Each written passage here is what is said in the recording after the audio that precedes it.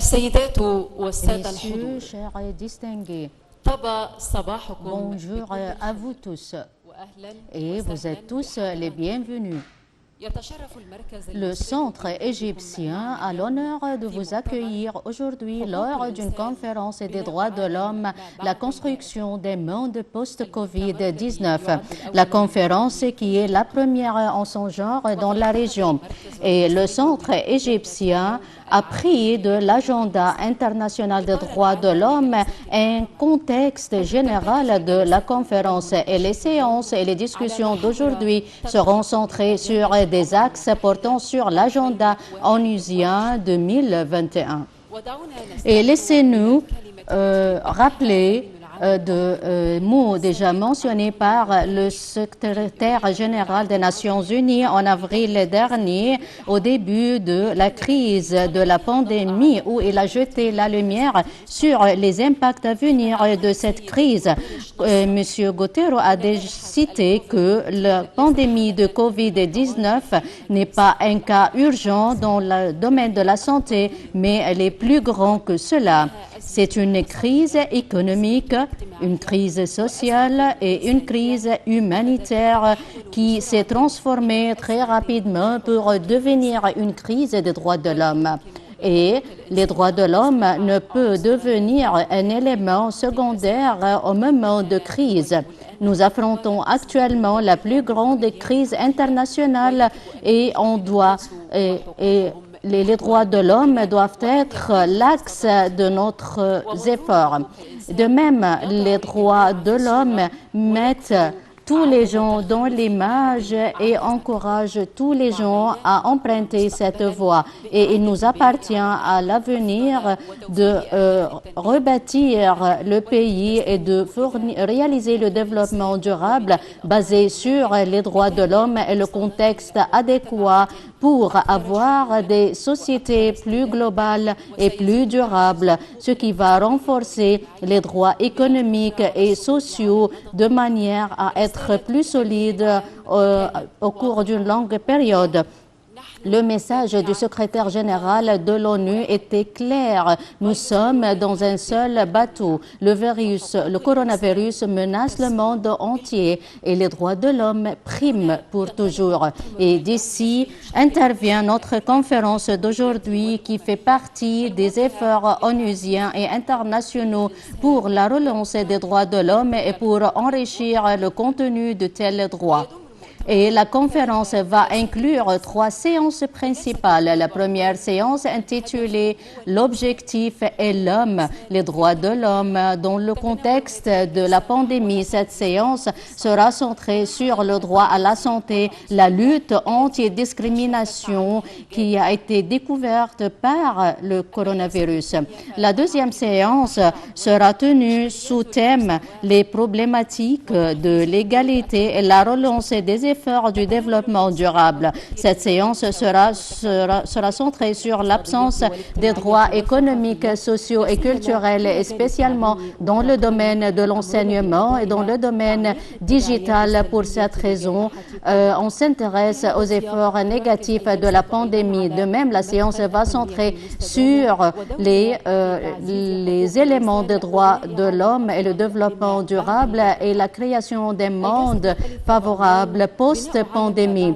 La troisième séance sera centrée sur la construction post-Covid-19 et cette séance sera centrée sur une idée principale selon laquelle on se concentre sur le renforcement de la conjugaison des efforts pour la lutte antivirus ou pour la période post-pandémie. Et on va se concentrer sur les dimensions externes et internes. On va entendre des présentations faites par certaines autorités qui vont passer en revue leurs efforts qui ont été déployés au cours de la période de cette pandémie. De même, il y aura des questions qui seront posées après 30 ans de l'intervention des intervenants à la suite de chaque séance. On va commencer la séance inaugurale de la conférence par Dr Khaled Aukash, le directeur général du Centre égyptien des pensées et des études stratégiques. Veuillez prendre la parole, s'il vous plaît.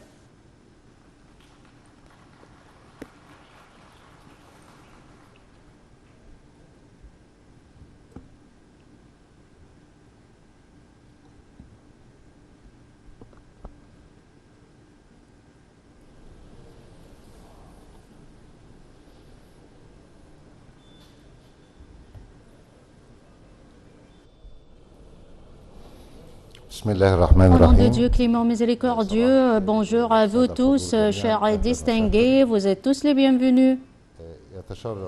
Le Centre égyptien de la pensée et des études stratégiques a l'honneur aujourd'hui de tenir une conférence sur les droits de l'homme et c'est la question qui jouit d'un intérêt particulier du Centre depuis sa création. Et l'intérêt particulier intervient entre le centre et les différentes autorités égyptiennes pour déclarer un dialogue global basé sur les droits de l'homme, spécialement dans la période post-Covid. Et on va discuter de l'agenda international lancé par l'ONU en décembre dernier et qui a mis en place la lutte anti-racisme et anti-discrimination qui était portée et qui était centrée sur la relance du développement durable comme des contextes principaux importants pour créer un meilleur avenir post-Covid. Et le Centre voudrait également adresser ses remerciements aux ministres, conformément à leur participation. Son Excellence la ministre Hala Saïd, le ministre de la Planification du Développement économique, et Dr Rania Nashat, la ministre de la Coopération internationale, et la ministre Dr Hala Zaid, la ministre de la Santé et de la Population, et Dr Tariq Shawki, le ministre de l'Enseignement et de l'Enseignement technique, et Dr Nevin El-Kabed, le ministre de la Solidarité sociale. Et ces ministres ont exprimé leur volonté d'ajouter leur vision qui touche les axes de la conférence et qui contribue à relancer les dialogues et les discussions de cette conférence. De même, nous adressons nos remerciements aux membres du corps législatif du Parlement pour leur participation qui vont ajouter des contextes législatifs qui vont renforcer le climat général pour la création d'un meilleur avenir qui sera centré sur les droits de l'homme. Et à cet égard, le Centre adresse ses remerciements au Conseil égyptien spécialisé pour leur participation et pour leur mise en place des propositions qui concernent les droits de l'homme, et spécialement le Conseil national des droits de l'homme et le Conseil national des droits de la femme. Je remercie les ambassadeurs des pays étrangers qui assistent à cette conférence pour échanger les expertises conjointes. Et dans ce contexte, on adresse les remerciements à l'ambassade américaine, aux ambassades des pays européens, les partenaires stratégiques de l'Égypte et les ambassades des pays asiatiques et qui partagent des liens historiques et civilisés avec l'Égypte et les ambassades des pays arabes et finalement les ambassades des pays africains ayant des dimensions stratégiques et historiques importantes pour le peuple égyptien. De même, les remerciements vont également aux organisations internationales qui participent à cette conférence et leurs représentants au Caire qui ont exprimé leur disposition à participer aux séances et des discussions et de leur fournir leur vision à l'égard des droits de l'homme au niveau international dans le cadre de la crise de la pandémie et les moyens de la relance des droits de l'homme dans le but de réaliser la prospérité de l'homme dans un monde meilleur. Et dans ce contexte, le Centre voudrait également adresser ses remerciements à la Commission internationale de la Croix-Rouge et l'Organisation mondiale de l'immigration comme étant des partenaires stratégiques de la conférence et du Centre pour la tenue de ce dialogue et des discussions réciproques. De même, le Centre adresse ses remerciements à toutes les organisations égyptiennes qui s'intéressent aux droits de l'homme et les organisations et les institutions de l'action de travail civil.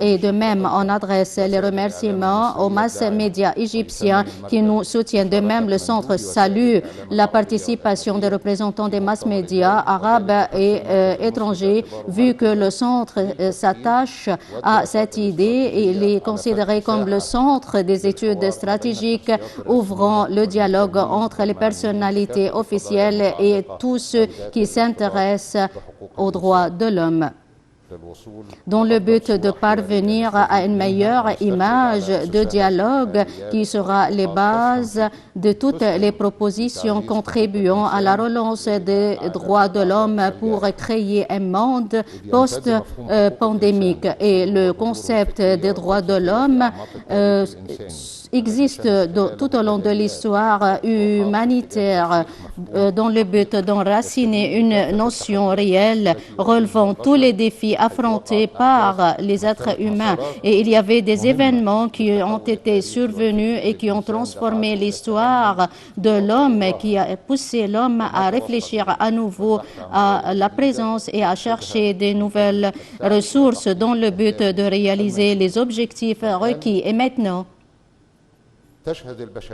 l'humanité connaît un nouveau défi sans égal, spécialement en ce qui concerne l'expansion de la pandémie qui représente un risque contre l'homme et ses droits. Et il nous a permis l'opportunité de confirmer l'unité du destin, quelles que soient les conditions, quel que soit le fossé entre les pays. Donc, l'impact très clair du coronavirus est basé sur la révision globale de tous les aspects de la vie humanitaire et de réviser le lien entre l'histoire et les pandémies et la relance de l'homme pour devenir un objectif en soi-même pour lequel on conjugue les efforts et on le protège une vie décente au moment où l'homme où les êtres humains affrontent des conflits internationaux et des compétitions stratégiques et l'apparition des stratégies contredisant les idées des droits de l'homme et se caractérisent par le fanatisme. Et ces défis visent également à nous affronter. De même, il y a d'autres défis relevés par les institutions internationales et ce qui aggrave les crises dans des sociétés que nous n'avons jamais prévues. De même, la réponse humanitaire a eu lieu dans ce moment critique lors de la journée des droits de l'homme le 10 décembre et on a apporté l'agenda international des droits de l'homme 2021. On s'est concentré sur la reconstruction pour que les droits de l'homme soient la base des efforts de guérison et de rétablissement.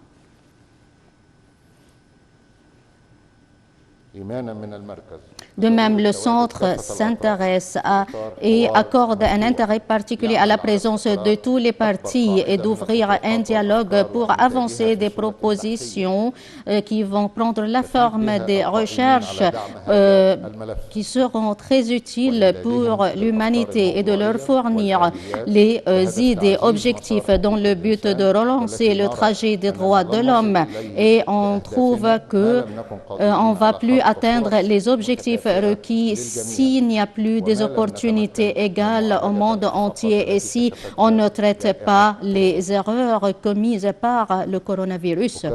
Je réitère mes remerciements et mon gratitude à tous les assistants qui assistent à la conférence des droits de l'homme, la construction des mondes post-Covid, et merci pour votre attention.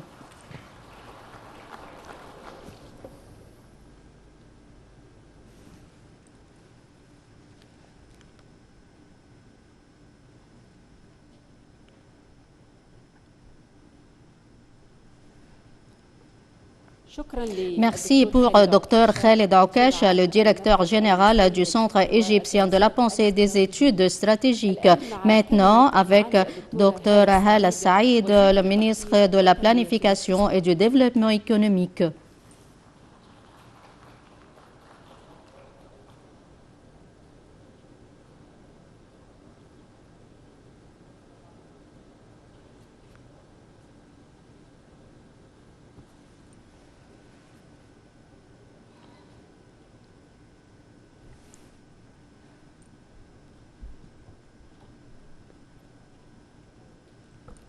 بسم الله الرحمن Au الرحيم. nom de Dieu clément miséricordieux, السادة الزملاء chers collègues des différents ministres et les ambassadeurs, les intellectuels et les penseurs membres du Conseil des députés du Conseil consultatif et les représentants des ONG locales et internationales. Chers distingués, au début, je voudrais adresser mes remerciements et mon gratitude au Centre égyptien de la pensée et des études stratégiques et au directeur du centre, Dr Khaled Oukash, pour son invitation. Et je voudrais adresser mes remerciements aux organisateurs de cette conférence qui ont bien choisi les questions qui vont être discutées au cours de cette conférence et qui vont passer en revue aujourd'hui les mécanismes de la relance des droits de l'homme et du développement durable pour créer un meilleur avenir post-coronavirus dans le cadre des problématiques plus approfondies découvertes par la pandémie aux différents pays au monde, en tête desquels figurent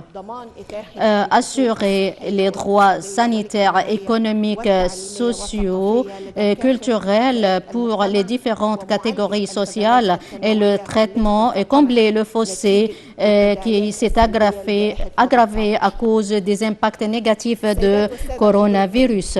Chers distingués, il nous appartient tous d'approuver la difficulté connue par le monde actuel représentée par une crise grave à cause de la propagation de la pandémie. Cette crise a frappé l'économie internationale et cette crise a dépassé dans sa gravité et dans ses impacts sociaux, dépassé toutes les crises déjà connues par le monde parce qu'on a suspendu les activités économiques dans plusieurs pays, en plus de l'apparition des autres défis économiques en tête desquels figurent les défis relatifs à la fourniture du financement pour les soins sanitaires et ce sont des défis qui se reflètent et dont les impacts se reflètent sur les droits de l'homme. Et la publication du droit de coronavirus et des droits de l'homme par l'ONU 2020, nous sommes ensemble, est une boussole qui dirige les pays vers les droits nécessaires pour le rétablissement de cette pandémie avec les arrangements des priorités. Et le rapport souligne que les droits de l'homme constituent la base essentielle et la clé de la réponse efficace à la lutte anti-coronavirus au niveau sanitaire et l'impact élargi sur la vie humaine et leurs conditions de vie. L'homme est le garant de soins sanitaires. Et de même, on doit agir très sérieusement de la part de tout le monde à travers une méthode conjointe dans le cadre de la participation internationale pour créer un meilleur avenir post-Covid à travers un contexte garantissant l'équilibre entre la satisfaction des exigences et la relance des droits de l'homme et les droits des génération au développement. De même, la pandémie a créé un fossé de 3 millions de dollars pour le rétablissement en comparaison avec ce qui est dépensé dans les pays développés avec un manque de financement dont ces pays ont besoin en l'an 2020 pour être sur la bonne voie et pour réaliser les objectifs de développement durable 2030 estimés à 1,3 trillion de dollars selon le dernier rapport publié par l'Organisation mondiale économique, et ce qui a affecté les indices du développement humain en l'an 2020 pour la première fois depuis 1990. De même, l'enseignement au monde entier a été affecté par cette crise. L'UNESCO a souligné qu'il y a 25 milliards d'étudiants ont été affectés négativement par la fermeture des écoles et le programme. Le PNUD a souligné que les enfants du cycle primaire ne jouissent pas d'une bonne éducation. Pour cette raison, on doit combler le fossé digital et de permettre aux étudiants d'avoir accès à l'Internet dans les zones les plus défavorisées, en plus des estimations de l'Organisation mondiale du travail qui souligne 1 parmi 10 personnes qui ont perdu leur boulot depuis la prolifération du Covid-19. Mesdames et messieurs, chers distingués, Dans le cadre des discussions portant sur les efforts déployés par l'État pour la relance des droits de l'homme qui affrontent un défi représenté par la lutte anti-Covid-19, nous sommes fiers que l'Égypte adopte un agenda national ambitieux pour réaliser le développement économique, social et global et durable, représenté par la stratégie égyptienne 2030, et c'est la version nationale des objectifs onusiens. Cette version a été lancée par son Excellence le Président en 2016, ce qui confirme le soutien politique à cet agenda. L'Égypte est fière d'être en tête des pays qui ont adopté une vision pour réaliser les objectifs onusiens. De même, dans ce contexte et dans le contexte de cette vision, on a appliqué un programme de la réforme économique qui a commencé en novembre 2019. L'Égypte a réalisé à travers ce programme plusieurs réformes économiques, législatives et des réformes institutionnelles à travers la régulation de la politique financière et la restructuration de certains secteurs, y compris le secteur énergétique et l'amélioration du climat d'investissement, en plus de l'attraction des investissements dans le domaine de l'infrastructure, dans le but de relancer la compétence et la capacité compétitive et de relancer le développement durable mené par le secteur privé qui constitue un partenaire principal du développement. Et en tête de ces réformes figure l'amélioration des conditions de vie et des services fournis aux citoyens dans le cadre d'un objectif plus global, à savoir forger la personnalité de l'homme égyptien. L'homme est l'acteur principal du développement et c'est l'objectif du développement. Pour cette raison, l'Égypte a intensifié les investissements au cours de ces dernières années et les investissements ont atteint 2,7 trillions, à peu près 75 milliards de dollars, avec moyen de 27%. On a donné une priorité aux investissements dans le secteur du renforcement des capacités humaines et de l'éducation. Les investissements ont atteint 220 milliards, ça veut dire 15 milliards de dollars avec moyenne de 36% par an. De même, cela a inclus plusieurs initiatives de développement, y compris l'initiative d'une vie décente et des bateaux sauvés pour limiter les migrations clandestines, en plus des initiatives adoptées par l'Égypte qui va être présentée par la ministre de la Santé, y compris l'initiative présidentielle 100 millions santé et qui constitue la plus grande initiative dans le secteur sanitaire en Égypte et au monde entier. Cette initiative a été saluée par toutes les institutions internationales et l'OMS. Et dans le domaine de l'enseignement, l'initiative intitulée « La réduction du nombre des élèves dans les classes à travers la création des écoles applicables et les universités technologiques et l'initiative de l'expansion des universités nationales ». De même, l'État a pris en considération l'intensification des investissements pour la relance de l'infrastructure du transport, de l'eau potable, de drainage sanitaire et de l'électricité. Et je voudrais confirmer l'attachement du ministère de la Planification, qui est chargé de la planification du développement, à orienter les investissements conformément aux besoins de financement et conformément aux fossés et de développement au niveau des gouvernorats. Et nous confirmons la présence et l'existence de la transparence et des infos à travers le lancement d'un plan de citoyens sur le site web et dans tous les gouvernorats pour confirmer le principe de la redevabilité, de faire participer les citoyens à mettre en place des politiques publiques. Le développement constitue l'un des droits essentiels des droits de l'homme et l'État déploie des efforts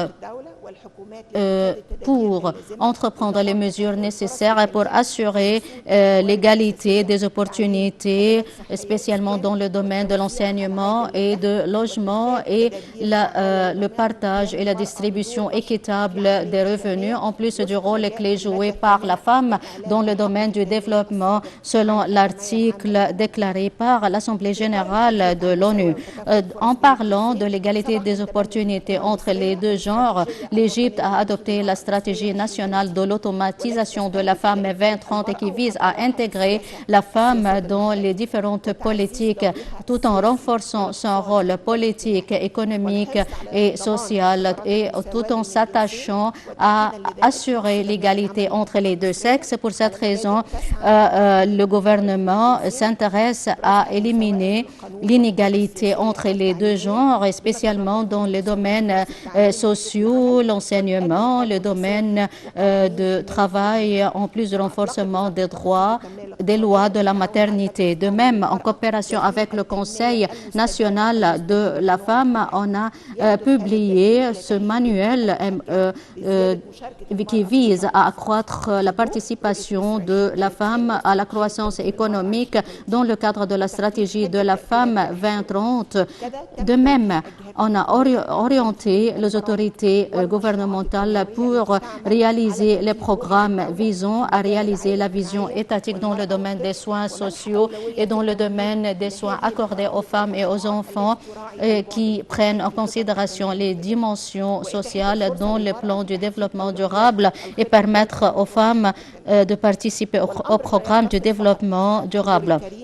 Chers distingués, on ne s'intéresse pas seulement à la mise en place des plans, mais on doit activer ces plans sur le terrain, ce qui est reflété positivement sur les réalisations accomplies par l'État dans ce domaine. Dans le domaine politique, l'Égypte a réalisé des niveaux sans égal de la représentation de la femme au Parlement. La représentativité féminine au Parlement a atteint 28% et 18% au Conseil au Sénat. De même, l'égalité des salaires à 100% dans l'indice de l'entrepreneuriat de la femme, 75%. Et dans le cadre de l'autonomisation économique de la femme, les femmes représentent 50% de la totalité des fonctionnaires travaillant dans les institutions étatiques.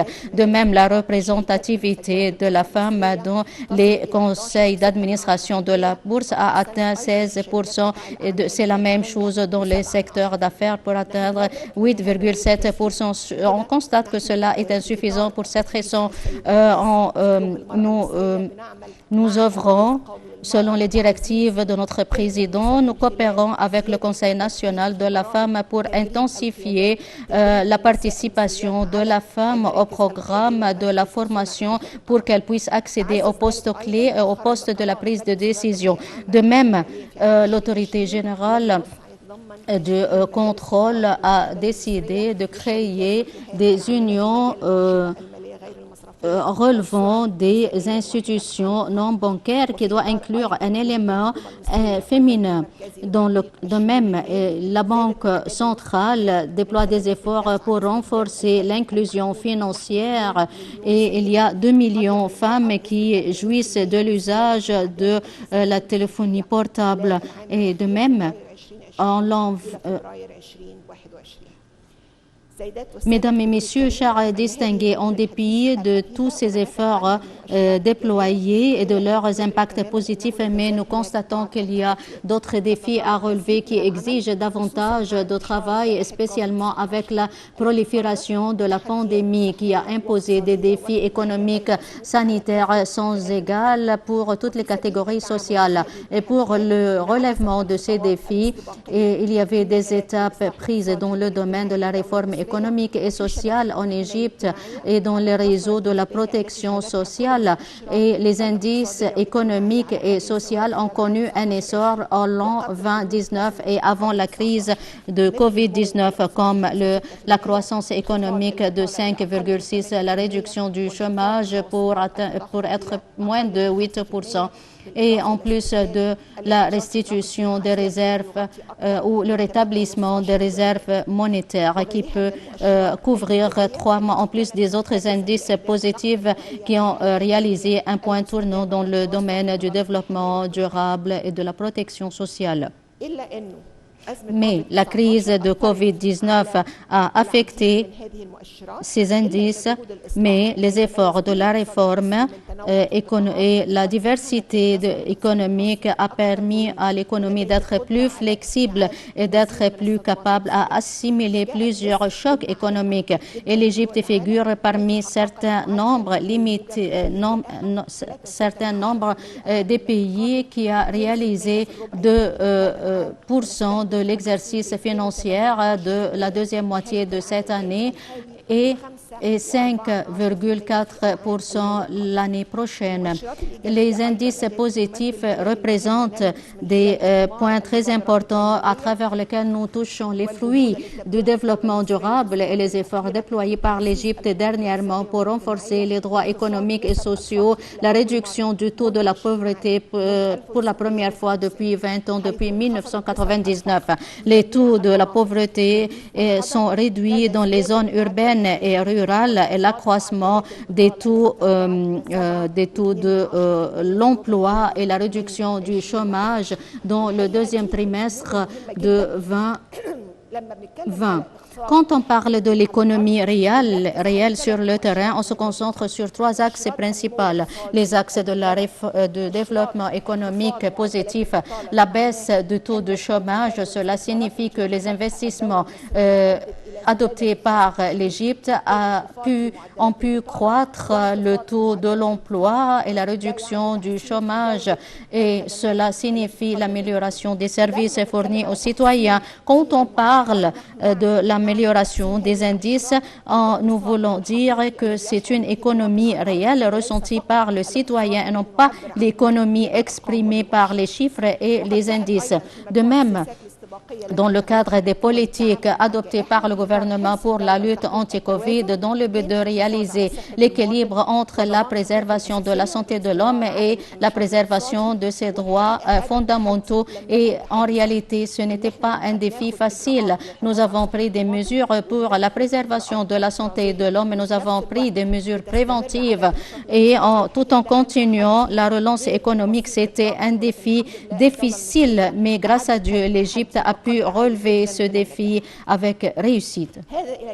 C'est en plus des efforts déployés par l'Égypte pour réduire la stagnation économique à travers la mise en place des mesures en faveur des catégories les plus touchées par le Covid et la fourniture de logements décents et le lien entre les politiques et les principes et les droits de l'homme et de retarder le paiement des dettes des citoyens et là, en plus de l'adoption d'une approche économique et politique et civile à la lumière de liens entre les droits de l'homme. Et par conséquent, l'État a adopté un plan bien étudié visant les différentes catégories sociales pour alléger les impacts de coronavirus, et on s'est attaché également à réaliser la transparence et la communication, et c'était un axe principal de la réussite du programme de l'Égypte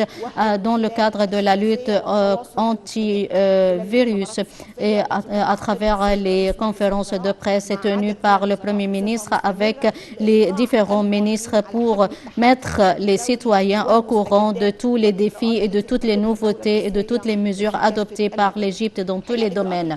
Les mesures adoptées par l'Égypte étaient basées sur un plan bien étudié, basé sur ce qui suit. Premièrement, le soutien des secteurs qui ont été affectés négativement par la crise, tout en allégeant les fardeaux économique, alléger le fardeau pesant sur les secteurs les plus touchés, en tête desquels figure le secteur touristique, le secteur des petites et moyennes entreprises, pour alléger les impacts négatifs de ce secteur représenté par la fermeture partielle ou totale de ces secteurs. Notre but essentiel était la préservation des établissements, des entités économiques et la préservation de la main-d'œuvre qui constitue une sécurité nationale. Donc, on a réduit les fardeaux pesant sur les établissements économiques et par conséquent, ces établissements puissent préserver leur main-d'œuvre.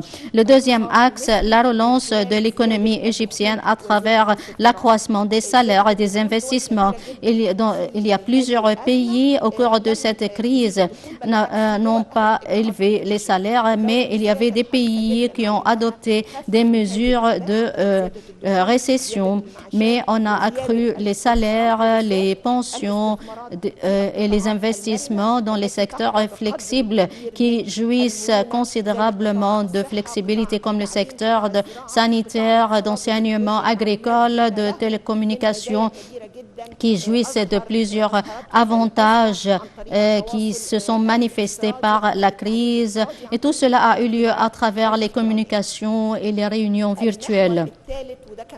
Le troisième axe, c'est le soutien des catégories touchés par cette crise, et que ce soit les travailleurs réguliers ou irréguliers qui travaillent régulièrement ou à travers les donations présidentielles approuvées par le président pour 3 mois. Ensuite, le président a décidé de prolonger pour 3 autres mois ces donations pour le soutien de ces travailleurs touchés négativement par cette crise. Et l'État jouisse d'une base de données qui inclut 6 millions de travailleurs réguliers et on tient des stages de formation et des programmes de fonctionnement dans les projets nationaux. La femme intervient également parmi les catégories qui ont été touchées négativement par la crise, spécialement celles qui travaillent dans les secteurs sanitaires. 70% au niveau international, nous avons 43%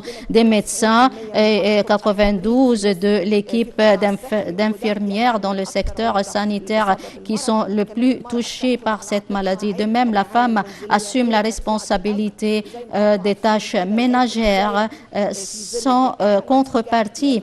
Et comme vous savez, les tâches ménagères se sont accrues à cause de la fermeture des écoles et la fermeture des institutions. Et grâce à tous les efforts étatiques, le Conseil national de la femme a mis pour la première fois en place un papier des politiques pour la réponse de l'Égypte aux besoins de la femme et des filles au cours de la période de cette crise.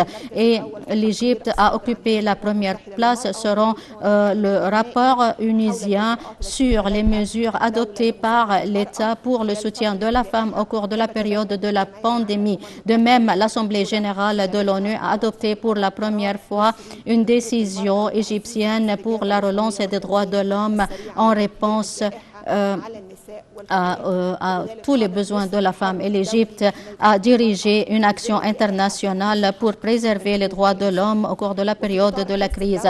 Et dans le cadre de l'attachement de l'État à renforcer les capacités des citoyens pour combattre cette pandémie, on a accru les politiques de soins sociaux et on a développé l'initiative d'une vie décente et on a lancé la deuxième phase de l'initiative dans le cadre du projet national du développement de la campagne égyptienne. Ce projet est un projet historique. Pour la première fois, on a injecté un bon nombre des investissements qui vont dépasser.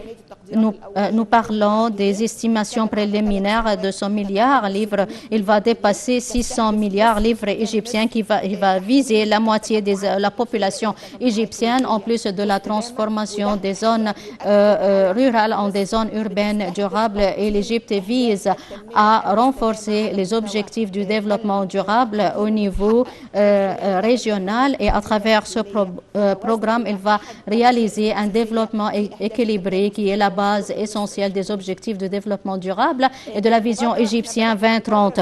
Nous avons commencé l'initiative en janvier 2019. L'initiative a réalisé dans la première phase. Les volumes des investissements n'étaient pas considérables. Nous avons ciblé 175 zones rurales. Mais le volume des investissements et ces campagnes ont subi une réduction des indices de pauvreté à 14 points et de même il y avait une amélioration considérable de la qualité des services. De même, cette réussite a été couronnée par l'application de l'initiative onusienne intitulée Vie décente.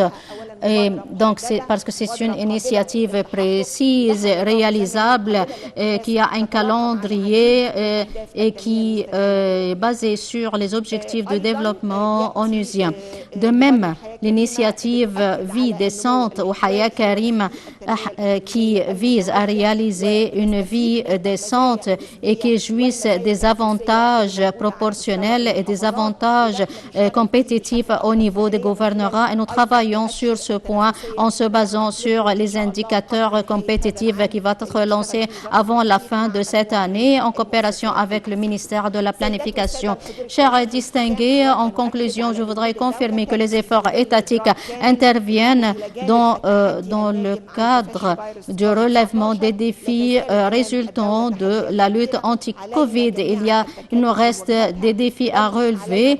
De même, il nous appartient de créer de ces défis des opportunités prometteuses pour créer un meilleur avenir. Et le droit au développement est un droit fondamental des droits de l'homme. Et de ce contexte, l'Égypte est engagée à aller de l'avant pour poursuivre le processus de la réforme et du développement global et durable. À la fin, je réitère mes remerciements et mon gratitude à tous les efforts déployés par le Centre égyptien de la pensée et des études stratégiques dirigé par Dr Khaled Oukash et de tout le personnel et les organisateurs de ce forum. Et je vous souhaite bonne continuation. Merci pour votre attention. Que la paix soit sur vous tous.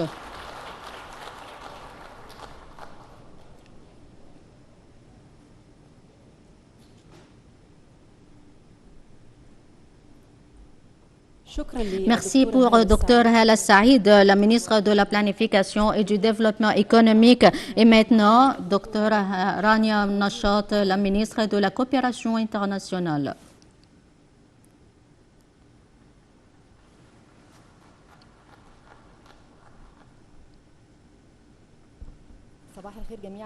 Bonjour à vous tous et bonne fête à vous tous, mesdames et messieurs.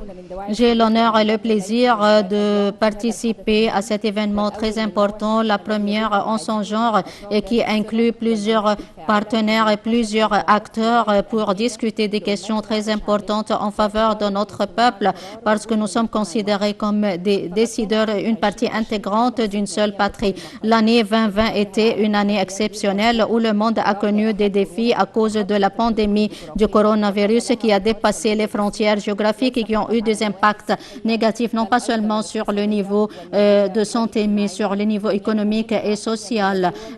Il n'y a aucun pays qui a été à l'abri de cette pandémie, quelle que soit la réforme économique réalisée. Et cette année a illustré l'importance de la conjugaison des efforts internationaux pour rectifier le trajet et pour orienter nos capacités vers la construction. De même, la pandémie était un point d'encouragement pour la relance et des réformes, spécialement dans le domaine de la transformation digitale et des programmes de la protection sociale et des soins sanitaires et l'adhésion des travailleurs irréguliers au secteur officiel et l'égalité des opportunités à travers l'autonomisation de la femme.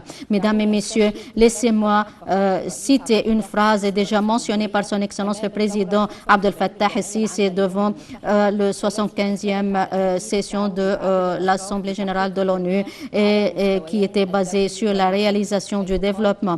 Il a déjà dit que l'espoir est né de douleur et on peut trouver dans cette crise ce qui va nous pousser à relancer l'action internationale multipartite et le rôle de l'ONU comme une force motrice et le terrain est vaste pour assimiler le monde et la coopération est la base entre les différents pays pour réaliser le développement, la sécurité et la prospérité pour les générations présentes et les générations à venir. Et nous avons œuvré au cours de la dernière période à utiliser de nouvelles terminologies dans le but de réaliser des progrès dans cette période exceptionnelle. La diplomatie n'est pas liée seulement à l'économie, mais on doit reviser ce terme. Donc, pour réaliser les objectifs de développement durable onusiens en passant par la sécurité alimentaire, nous devions enraciner une nouvelle notion qui exprime notre objectif. C'est le principe de la diplomatie économique et qui est basé sur 3 axes principaux. Premièrement, la plateforme de la coopération conjointe avec les partenaires de développement pour réaliser l'intégration entre la coopération économique et les assistances du développement. Deuxièmement, la concordance du financement du développement avec les objectifs dans le but de réaliser la vision 2030 et pour réaliser tous les objectifs des citoyens. Troisièmement, jeter la lumière sur les histoires de réussite réalisées dans le cadre de la coopération économique et la relance de la vision conjointe, tout en mettant en priorité le citoyen parce que les capitaux humains sont la base du développement. Là, le citoyen est notre priorité et le but essentiel. Et à travers la diplomatie économique et le partenariat international, nous avons pris des pas efficaces pour combler le fossé du financement pour réaliser le développement à travers la conclusion des conventions à 8,9 millions de dollars en 2020, y compris 6,7 milliards de dollars pour les différents secteurs et de 3,2 milliards de dollars pour le secteur privé. À travers ces accords du développement, nous œuvrons à réaliser les réformes économiques et à renforcer un développement durable dirigé par le secteur privé et qui va de pair avec l'axe de l'intérêt et les projets en cours et les objectifs requis. Et nous sommes en train de relancer les efforts du développement. Et on sait très bien qu'il n'y a plus de solutions magiques, mais on doit s'assurer que ce que nous faisons serve tous les objectifs minutieusement. C'est ce que nous œuvrons à le réaliser à travers une portefeuille des projets nationaux incluant 370 projets avec financement de 25 milliards de dollars dans les différents secteurs étatiques et en coopération avec les partenaires. À titre d'exemple, les partenaires des pays arabes, les fonds arabes, les pays européens, le commissariat européen, la Banque d'investissement européen, la Banque européenne de la reconstruction, les pays asiatiques, la Banque mondiale, le Fonds monétaire international et la Banque africaine du développement. Et ces financements seront dans l'intérêt du citoyen pour la lutte contre la pauvreté et pour le développement des campagnes les plus défavorisées et la relance de l'infrastructure, des services et des moyens de transport, en plus de la mise en place d'un système développé d'enseignement et l'autonomisation de la femme et la création d'emplois et la relance des pensées innovatrices pour avoir de nouvelles générations des innovateurs. Mesdames et messieurs, donc tout le monde doit rattraper ce progrès pour réaliser le développement durable 2030 et les objectifs du développement durable. Pour cette raison, c'est un engagement de la part de tous les pays pour éliminer l'appauvrissement et pour limiter la discrimination, l'inégalité et la précarité et comme le secrétaire général de l'ONU a déjà mentionné au cours de la Journée mondiale des droits de l'homme, 10 décembre 2020, et on a dit que les gens et leurs droits doivent être en tête des priorités de rétablissement. On a besoin des contextes internationaux basés sur les droits comme la couverture sanitaire et la protection de l'avenir. Et nous œuvrons à améliorer les services et des soins sanitaires de haute qualité et cela se réalise à travers travers des initiatives, y compris la coopération avec la Banque mondiale pour la relance du système de l'assurance maladie en faveur de tous les citoyens. Pour la première fois, il unifie la coopération avec le secteur privé en plus de la protection des catégories les plus vulnérables. Et Dr Hala va plus expliquer les initiatives dans le domaine de santé. Mesdames et messieurs, le leadership politique en Égypte depuis 2016 s'est engagé à réaliser un plan de réforme économique très puissante, incluant des politiques financières et monétaires et structurelles dans les différents secteurs, en plus de la réalisation des projets de l'infrastructure en se basant sur la dimension sociale de cette réforme, représentée par l'amélioration des conditions de vie, la satisfaction des besoins des citoyens et la création d'emplois. Et tous ces efforts ont contribué à créer une économie puissante qui a pu dépasser cette phase très difficile et tout en réalisant des accomplissements salués par les institutions internationales. Le travail ne s'arrêtait plus. Nous continuons notre travail pour réaliser le développement efficace et équilibré tout en coopérant avec tous les partenaires du développement. Je vous remercie pour mon invitation. Bonne continuation.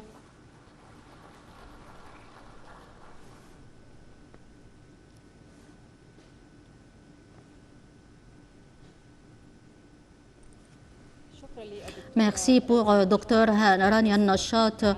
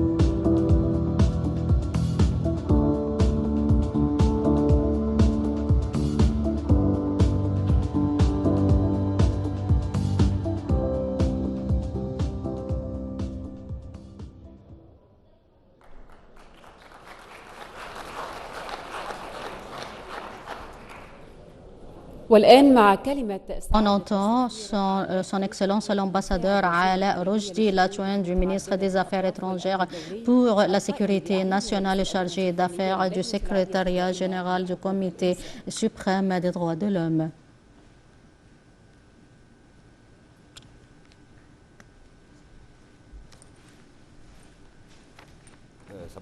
Bonjour à vous tous, chers ministres, les parlementaires, les excellences ambassadeurs, les représentants des ONG internationales et des organisations internationales. J'adresse mes remerciements au Centre égyptien de la pensée et des études stratégiques pour la tenue de cette conférence et je remercie Dr Khaled Aukash et sans doute la société civile, y compris les centres de la pensée et des études, constituent un partenaire fondamental du développement économique et social, en plus de la relance des droits de l'homme, et représente une valeur ajoutée aux efforts gouvernementaux dans ces domaines cruciaux.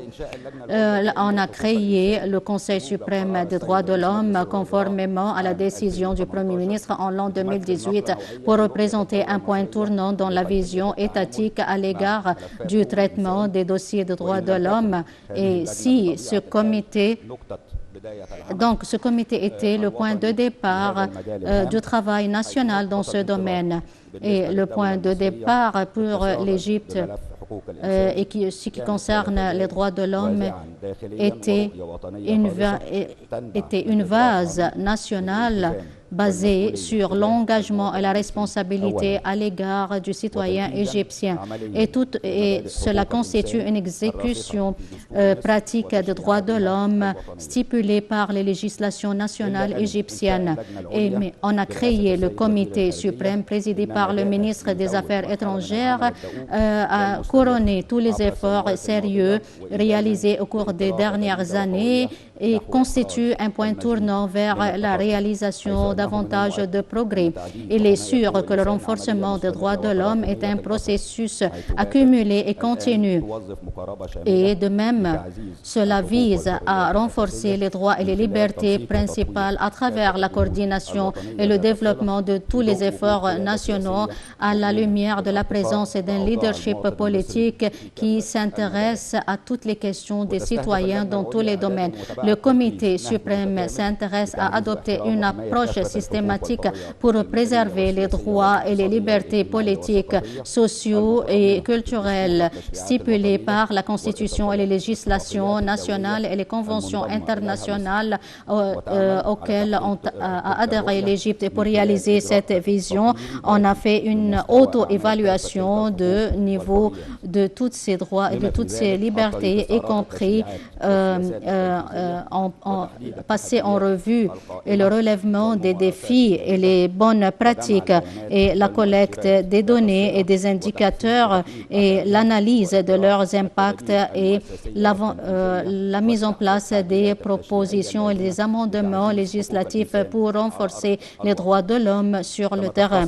De même, le comité est chargé de mettre en place la stratégie nationale de droits de l'homme et de cette façon, l'Égypte aura une approche très sérieuse pour renforcer les droits de l'homme fondamentaux. De même, le comité est chargé d'élaborer des rapports soumis aux entités internationales et de suivre les publications. Et en plus, elle publie des rapports périodiques. De même, le Haut Comité a ses spécialités et son membership inclut tous les ministères concernés et les conseils qualitatifs. Et le Haut Comité adopte une approche de consultation lors de l'élaboration de stratégies, spécialement entre les ministères et à travers un dialogue élargi, y compris le Conseil national des droits de l'homme et les représentants des ONG à travers 6 séances au cours de décembre et janvier.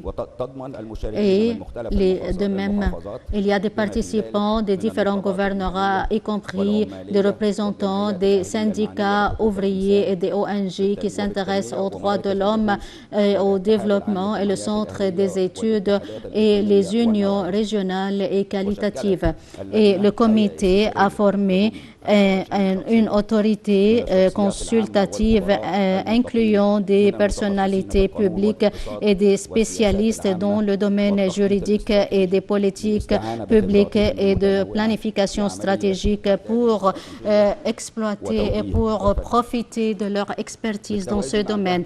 Parallèlement avec les efforts déployés par le comité depuis l'année dernière pour l'élaboration de la stratégie, et il s'est attaché depuis son entrée en fonction à étudier toutes les recommandations obtenues par l'Égypte et qui concernent les droits de l'homme et qui ont été soumis par le Conseil national des droits de l'homme. Et le comité a soumis un rapport au Conseil national des droits de l'homme. On a tenu une séance spéciale entre les deux côtés pour discuter de cette question parce que le gouvernement s'intéresse à prendre en considération toutes les remarques faites et les observations faites par ce comité et ce centre qui s'intéresse aux droits de l'homme. Et comme j'ai déjà souligné, le processus de la relance des droits de l'homme est une opération accumulative à travers laquelle l'Égypte s'intéresse à profiter des expériences et des bonnes pratiques internationales pour tenir ses engagements internationaux et approuver à travers une vision nationale et conformément à la Constitution nationale, tout en se basant sur la prévalence des droits de l'homme et des droits des citoyens sans aucune discrimination. À la fin, je voudrais confirmer l'attachement du Haut Comité à déployer davantage d'efforts pour renforcer la communication avec les différents composants de l'entité qui s'intéresse aux droits de l'homme, le renforcement du partenariat avec la société civile qui constitue un partenaire fondamental de la préservation des droits de l'homme dans le but de réaliser un lien étroit entre les différentes autorités concernées. De même, je souhaite que les séances de cette conférence seront centrées sur plusieurs discussions fructueuses. Merci pour votre attention.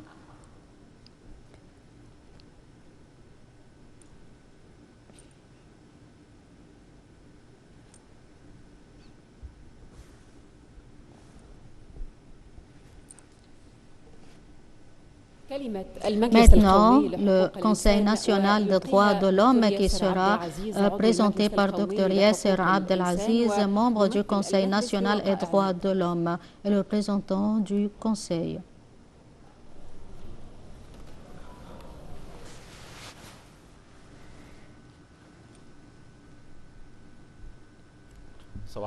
Bonjour à vous tous.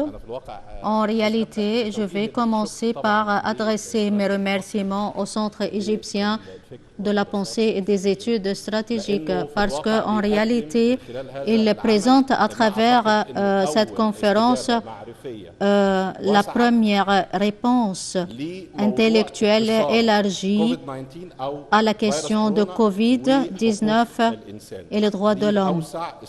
C'est la plus grande réponse intellectuelle. Deuxièmement, le lien étroit, l'attachement au fait que tous les partenaires qui s'intéressent à ce dossier crucial assistent à de telles conférences. Donc, je remercie tous les organisateurs de cette conférence et je remercie tous les intervenants qui ont confirmé la conscience de l'Égypte à l'égard de ce défi qui a reflété les efforts déployés au cours des mois passés et spécialement en ce qui concerne la pandémie et son impact sur les différents secteurs étatiques. Les droits de l'homme et la pandémie, quel est le lien entre les deux? Le droit à la santé est un droit fondamental des droits de l'homme depuis le début de la concordance onusienne sur l'importance des droits de l'homme. Cela se manifeste clairement dans le document des droits de l'homme, la Déclaration universelle des droits de l'homme, dans l'article 25, qui a stipulé le droit de l'homme à jouir de la santé et dans le traité international de droits de l'homme économique et social et culturel. Et dans l'article 12 stipule le droit de l'homme à jouir de la santé. Mais comment la législation internationale a traité ce droit?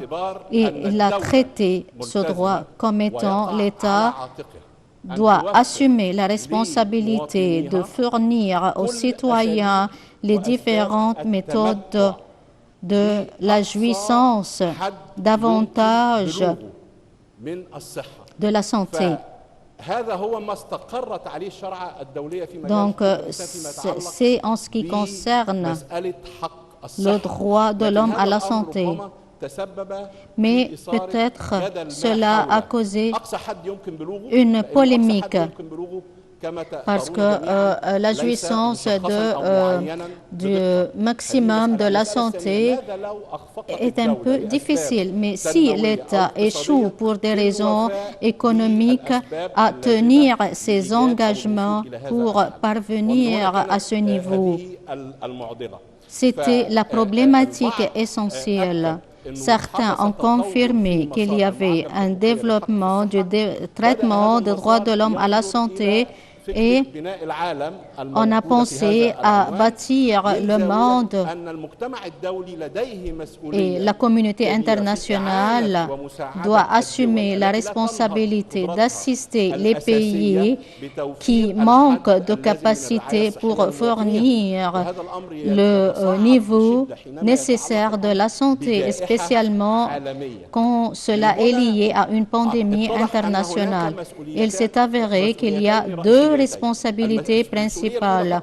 La première responsabilité est assumée par l'État, et spécialement l'État doit fournir tous les services et toutes les ressources nécessaires pour atteindre le niveau requis des soins sanitaires. Une autre responsabilité assumée par la communauté internationale qui doit aider ces pays pour combattre cette pandémie. En ce qui concerne l'Égypte et la lutte anti-COVID-19, quand les chiffres sont mis dans un contexte comparatif, on trouve que l'Égypte a subi des pertes moins que les défis et a subi des défis moins que les défis déjà affrontés par d'autres pays. Mais il y a une certaine précarité de l'infrastructure sanitaire au cours de la première vague de la pandémie, mais l'État a pu répondre à cette précarité et cette fragilité. Et ensuite, la situation est devenue meilleure. La deuxième question concerne les vaccins, parce qu'il y a une orientation internationale pour la distribution équitable des vaccins, en commençant par les catégories les plus vulnérables, et que l'Égypte doit déployer davantage d'efforts pour fournir les vaccins, et c'est ce que fait actuellement l'Égypte. Mais nous voulons améliorer notre position à l'égard des listes des pays qui reçoivent les vaccins, et spécialement les pays qui partagent des conditions conjointes avec l'Égypte. Et la communauté internationale assiste les pays. Cela s'est apparu au sein du Conseil de sécurité quand certains pays ont soumis des projets intitulés des vaccins collectifs. Le système ou la communauté internationale multipartite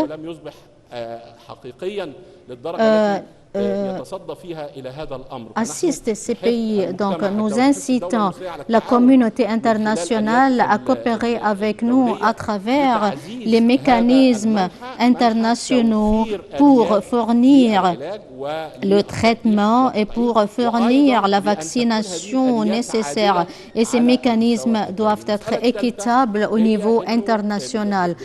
Le point suivant, parallèlement avec cette pandémie et ses impacts, il y avait une autre pandémie mentionnée par plusieurs spécialistes internationaux, y compris le secrétaire général de l'ONU, la pandémie informatique. Donc, il y a la pandémie sanitaire et il y a la pandémie informatique ou infopandémique. Donc, on va passer à un monde post-pandémique, et si dans cette salle il y a 100 personnes, et selon les sondages publiés par des centres, entre 100 personnes, 13 personnes qui portent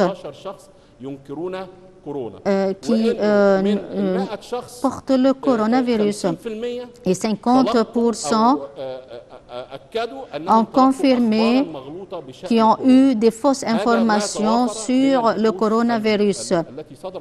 C'était selon des recherches.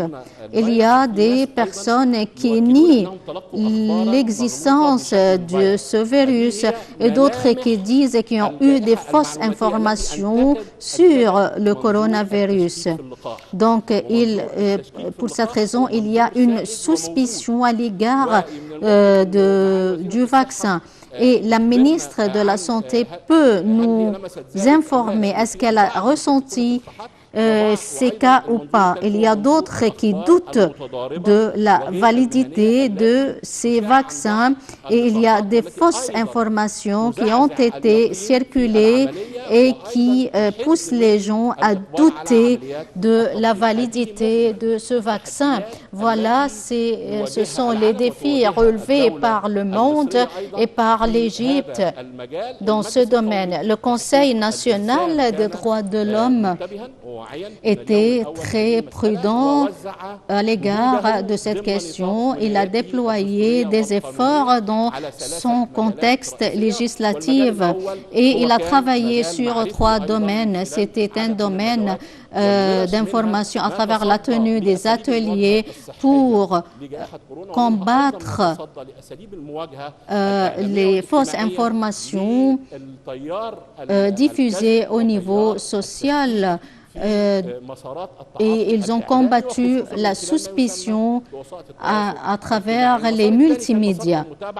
Donc, il y a la méthode de suivi et de surveillance à travers des rapports officiels qui ont été publiés pour bien préciser le volume du problème et les solutions à ce problème. Docteur Tariq Salem va parler de cette question. Le 3e point, un mécanisme de la réception des plaintes. Nous avons un bureau qui reçoit des plaintes concernant les rôles exécutifs et nous menons d'enquêtes sur des plaintes déposées et si on aura besoin de soumettre ces plaintes aux autorités suprêmes, on va le faire et le ministère de la Santé coopère avec nous dans ce domaine. Le monde post-pandémique est un monde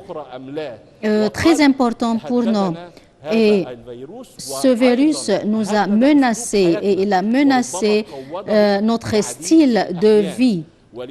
Pour cette raison, il nous appartient de faire attention à l'apparition d'une nouvelle vague de pandémie et nous devons apprendre des leçons à travers cette crise et on va s'assurer que le rôle joué par l'Égypte qui fournissent le niveau maximal de la santé était très apprécié. De même, l'État a joué un rôle clé pour diffuser le système de la mondialisation de la lutte internationale. Ça sera un travail positif. Et au sein des organisations de la société civile, nous devons œuvrer pour réduire les impacts de cette pandémie et pour éviter ce qui peut avoir lieu à l'avenir. Je vous remercie, mesdames et messieurs, et je remercie, chers assistants, merci.